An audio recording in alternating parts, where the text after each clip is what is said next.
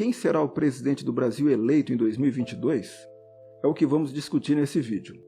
Faremos uma análise a respeito e traremos informações de algumas pesquisas com gráficos e muitos comentários a respeito dos candidatos.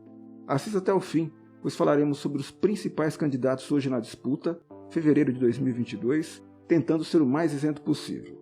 Aproveite para deixar seu joinha, se inscrever no canal e ativar as notificações para receber nosso vídeo semanal assim que ele é lançado. Vamos lá!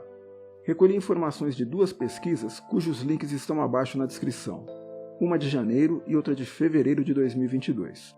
Veremos os números frios, depois traremos uma explicação e uma análise puramente especulativa do que achamos que está acontecendo. A pesquisa publicada em janeiro apresentou dois cenários, um com e outro sem o candidato Sérgio Moro. A pesquisa de fevereiro não fez essa distinção. Nosso foco é analisar os cenários em que as pesquisas são iguais, ou seja, com todos os candidatos. Mas antes, vamos dar uma olhada no impacto da retirada da candidatura de Moro, conforme levantado na primeira pesquisa. Os dados foram publicados em 14 de janeiro. Vejamos o que acontece com seus votos. Em azul, o cenário com a presença de Sérgio Moro, e em vermelho, sem a sua presença. Não há migração de votos de Moro para o candidato Lula, ou seja, conforme esperado. Bolsonaro e Dória aumentaram 1 ponto percentual cada. Ciro aumentou 2. E diminuiu em 2 pontos percentuais os que não sabiam em quem votar ainda. Resumindo, até aqui nada significativo, mas há duas mudanças importantes.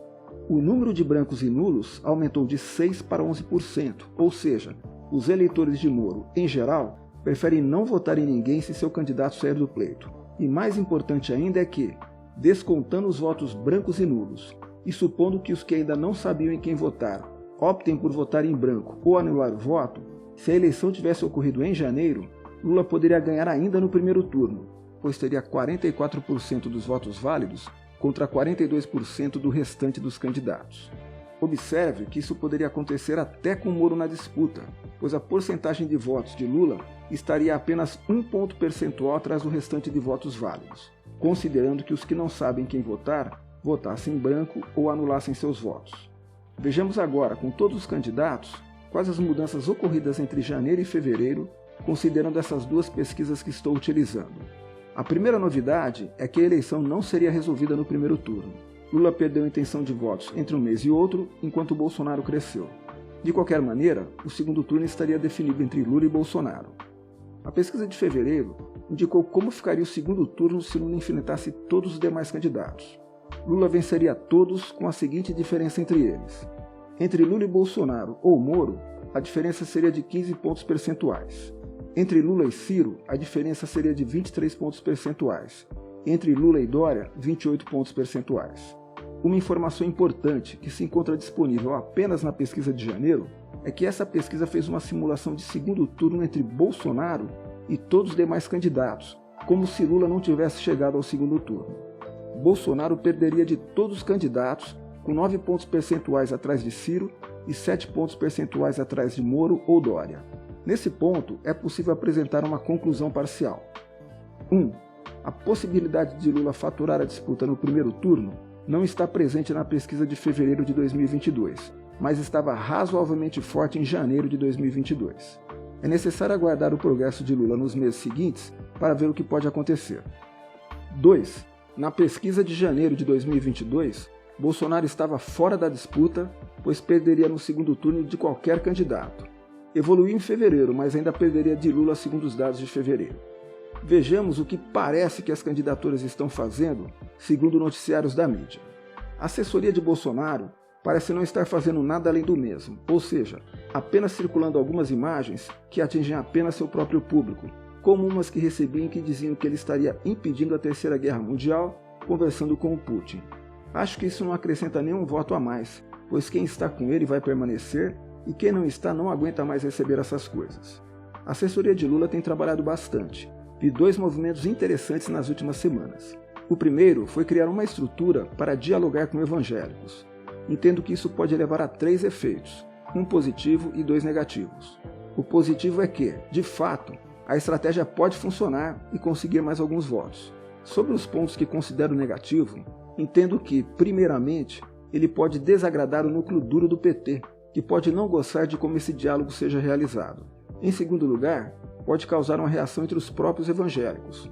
Eles podem comparar o quanto o catolicismo tem encolhido no Brasil nas últimas décadas, desde que se aproximou mais de causas políticas, e entenderem essa aproximação como um risco.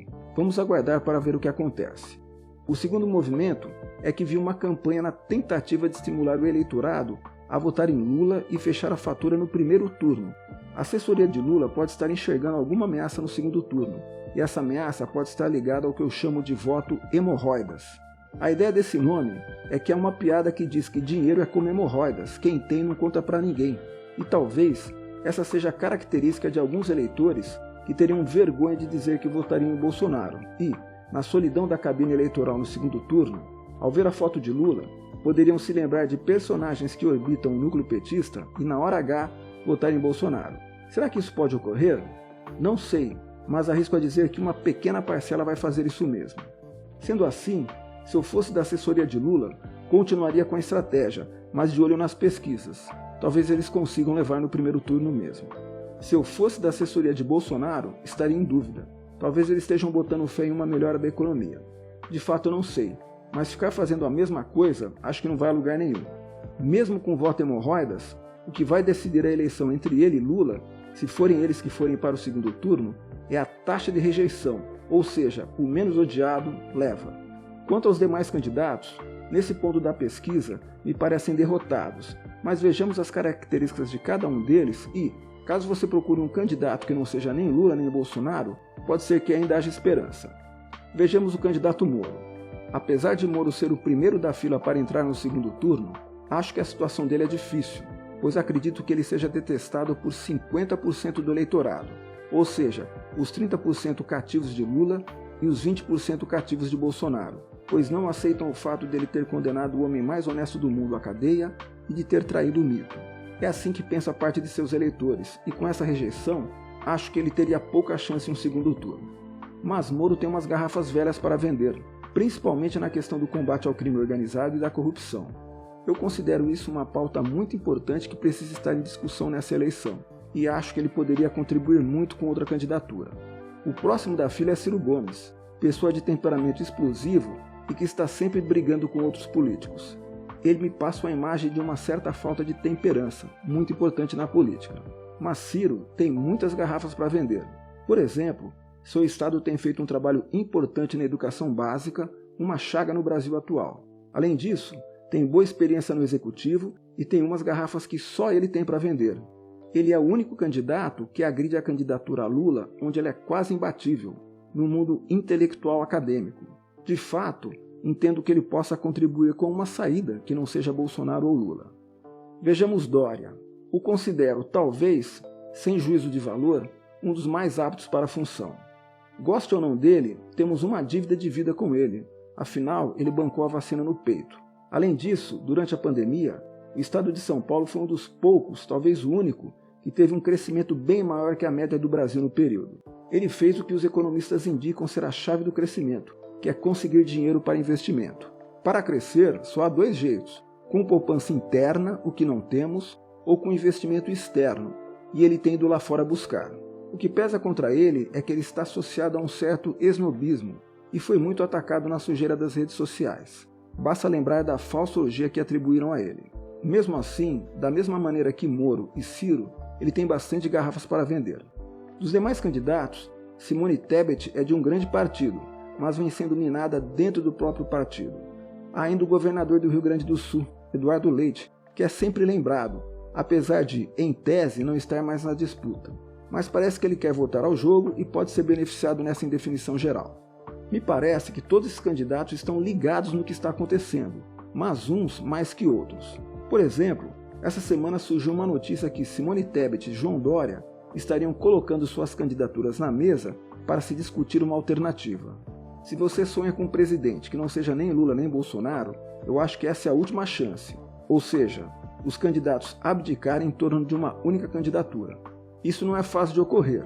Os articuladores políticos que podiam fazer isso, ou seja, aqueles que conhecem bem o baralho político, ou estão mortos ou já estão comprometidos com alguma candidatura. Mas se você sonha com isso, deixo duas ideias.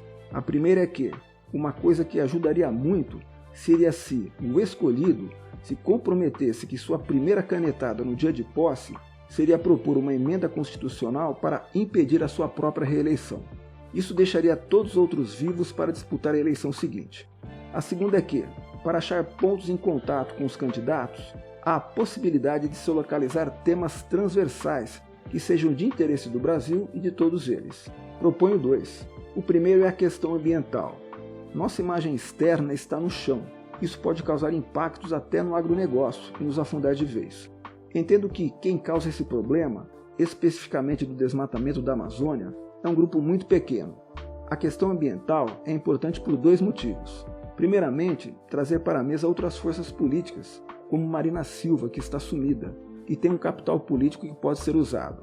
Segundo que, transversalmente, a questão da proteção da Amazônia dialoga com a questão da segurança pública.